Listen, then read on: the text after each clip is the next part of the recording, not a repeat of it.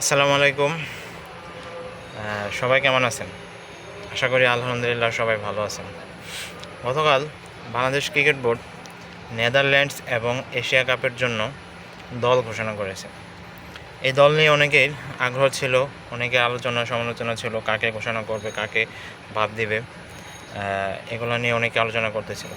তো শেষমেশ গতকাল এই এশিয়া কাপের দল এবং নেদারল্যান্ডসের সাথে 3 ম্যাচের টি-20 সিরিজের দল ঘোষণা করা হয়েছে, যেখানে অনেকেরই চাওয়া নুরুল হাসান সোহান দলে ফিরে আসুক এবং নুরুল হাসান সোহানকে এশিয়া কাপের দলে এবং নেদারল্যান্ডসের সাথে খেলার জন্য তাকে দলে রাখা হয়েছে। সেই সাথে নুরুল হাসান সোহানের সাথে সাইফ হাসানকেও ফিরিয়ে আনা হয়েছে। এটা একটা ভালো দিক হয়েছে এবং ভালো কাজ করেছে নির্বাচকরা।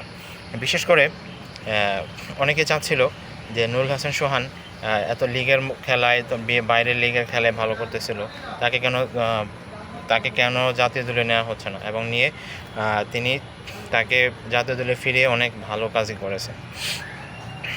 এখন প্রধান নির্বাচক নুরুল হাসান সোহান এবং সাইফ হাসানকে দলে ফেরানোর ব্যাখ্যায় বলেছেন যে তারা নুরুল হাসান সোহানকে অনেকদিন ধরে দেখতেছেন, তারা ভালো খেলতেছে। সাইফ হাসান আর নুরুল হাসান সোহান এখন অস্ট্রেলিয়াতে খেলতেছে, হয়তো কিছুদিন পরে তারা চলে আসবে বাংলাদেশে এবং তারা দলের সাথে যোগ দেবে।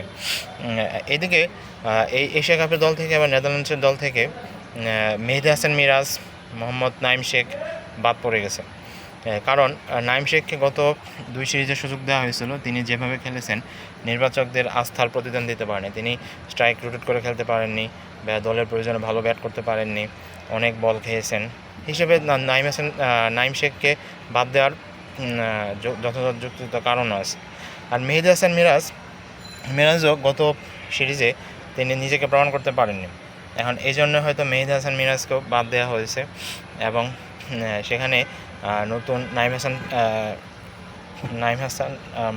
নাইম শেখ এবং মেহেদী হাসান মিরাজকে বাদ দেওয়া যুক্তিযুক্তই হয়েছে। নুরুল হাসান সোহান এবং সাইফ হাসানকে দলে ফিরিয়ে অনেক ভালো কাজ করেছে এবং এর মধ্যে বোঝা যায় বাংলাদেশ এই সামনের এশিয়া কাপ এবং নেদারল্যান্ডসের সাথে ভালো খেলবে, এই প্রত্যাশায় রাখি।